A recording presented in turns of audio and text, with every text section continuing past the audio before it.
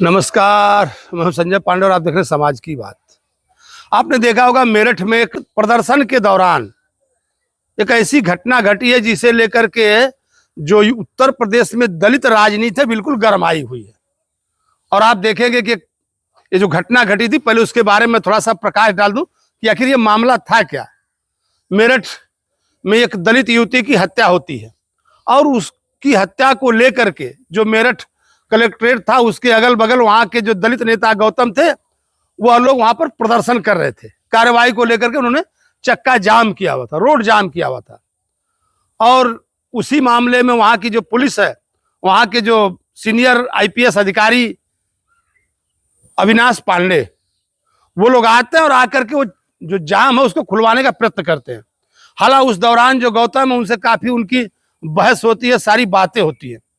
लेकिन उसमें जो खास घटना घटी वो ये थी कि जो आईपीएस थे ये खुद इतने गुस्से में आ जाते हैं और जा करके अंदर जा करके जिसको गिरफ्तार कर लिया गया उसको जो उनका बैन है उस बैन का दरवाजा खोल करके और उनको तड़ातड़ थप्पड़ जड़ते रहते हैं। कहीं ना कहीं यही चूक हो गई आईपीएस से।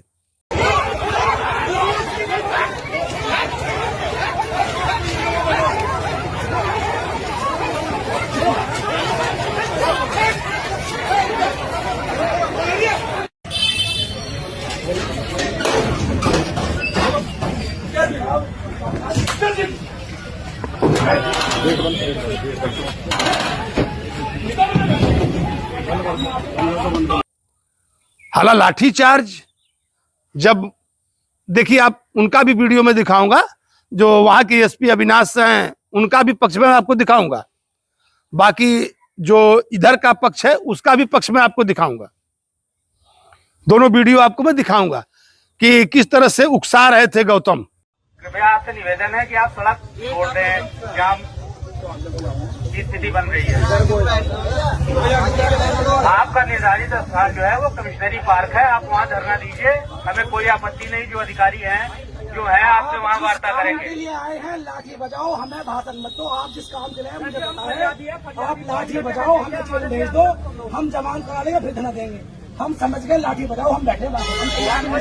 खैर, जब उकसा रहे थे गौतम कि नहीं हम तो हटेंगे नहीं, आप लाठी चार्ज कर दो, तो प्रशासन करती ही है, ऐसी कोई दो राय नहीं है। आप देखेंगे जहां पर भी लोग रोड जाम करके बैठ जाते हैं तो सारी जो व्यवस्था वो ठप हो जाती है, बाकी लोगों को भी दिक्कत होती है। हालांकि प्रशासन के कान पर भी जू जब रेंगती है जब लोग ऐसे प्रदर्शन करते हैं, रोड जाम करते हैं, तब जाकर के हंगामा भी होता है। अगर आज कोई सीधी सादी अपनी बात रखना चाहे तो वो भी नहीं मानी जाती है, ये भी एक पक्ष है। लेकिन जो सबसे बड़ी बात है कि जब उन्होंने कहा कि आप लोग खाली कर दीजिए, हट जाइए, तो कहा आपको लाठी चार्ज करना तब कर लीजिए, हम हटेंगे नहीं। लेकिन इस तब नहीं लाठी चार्ज करके जब गौतम को अरेस्ट कर लेती है पुलिस, और अरेस्ट करने के बाद फिर यहाँ पर बल प्रयोग करके और जाकर के अंदर वहां के जो एसपी अविनाश हैं कुछ थप्पड़ उनको जड़ते हैं हिरासत में। यही जो सबसे बड़ा पॉइंट है, और उनको सफाई भी देनी पड़ रही है। लेकिन उसमें जो सबसे बड़ी खास बात आई है कि उनके वीडियो थोड़ा बदल रहे हैं। कभी वो कह रहे थे कि नहीं मैं उन लोगों को चिन्हित कर रहा हूं जो लोग सोशल मीडिया पर कमेंट कर रहे हैं, जो पक्ष में कमेंट कर रहे हैं, विपक्ष में कमेंट कर रहे हैं, जो उस आंदोलन के पक्ष में कमेंट कर रहे हैं, मैं ऐसे लोगों को चिन्हित करूंगा, जिनकी भाषा गड़बड़ होगी मैं उनके ऊपर कार्रवाई करूंगा। तो क्या हम फिर अंग्रेजों के राज में हैं? यह सोचने वाली बात है। क्या एक आईपीएस अधिकारी इस तरह से धमकाएगा कि जो कमेंट करेगा हम उसकी भाषा देख रहे हैं, हम उसको देख रहे हैं, हम उसके ऊपर कार्रवाई करेंगे? यानी आप सबको डरवाना चाहते हैं, ये बात सोचनी है। आपके साथ आपका काम है कानून व्यवस्था को सुचारू रूप से चलवाना। अगर ठीक है उसके लिए आपको बल प्रयोग करना पड़ रहा है तो हमेशा होता आया, ये कोई नई बात नहीं है। लेकिन आपकी जो टिप्पणियां हैं वो कहीं ना कहीं लोकतंत्र के लिए या समाज के लिए सही नहीं है कि आप इस तरह की धमकी देंगे कि मैं उन पर कार्रवाई करूंगा, मैं उनको देख रहा हूं। फिर बाद में जाकर के जो हमारे तरफ है वो एक पेड़ लगाएं जो हमारे विरोधी है वो 2 पेड़ लगाएं, इस तरह की बातें वो कर रहे हैं। ये सारी बातें, ज्यादा बड़बोलापन कहीं ना कहीं सरकार को परेशान कर देता है, और इस तरह के अधिकारी कहीं ना कहीं सरकार को भी तकलीफ में डाल देते हैं। ज्यादा कुछ अच्छा करने के चक्कर में कुछ ऐसा ही कर जाते हैं। अमरोहा से जिला बदर हैं। उसके अलावा नोएडा के एक रवि गौतम, जिन पर 4 मुकदमों का आपराधिक इतिहास हमें मिल चुका है, अन्य की जानकारी की जा रही है। एक अन्य व्यक्ति जिस पर राष्ट्रीय सुरक्षा कानून के तहत भी कार्रवाई की जा चुकी है। ऐसे व्यक्तियों के द्वारा भोले भाले लड़कों को, जिसमें कई नाबालिग लड़के भी शामिल थे, जिनसे हमने जब बात की तो उन्हें प्रकरण का ABCD कुछ भी नहीं पता था कि क्यों हमें यहाँ पर बुलाया गया है। उनको भड़काकर पहले सभी लोग शांतिपूर्वक कमिश्नरी पार्क में बैठे हुए थे। सभी अधिकारियों द्वारा उनसे वार्ता की जा रही थी। उनसे ये भी कहा गया था कि जिसको भी ज्ञापन देना है या जो भी विवेचनात्मक बिंदु आप चाहते हैं वो हमें लिख के दे दीजिए। उस पर कुछ लोग राजी भी थे, लेकिन इन आपराधिक तत्वों के द्वारा उन्हें भड़काकर कलेक्ट्रेट के गेट के सामने रोड जाम की गई, जिससे आने जाने वाले लोगों का आवागमन बाधित हुआ। जितने अधिकारीगण हैं उनका आवागमन बाधित हुआ।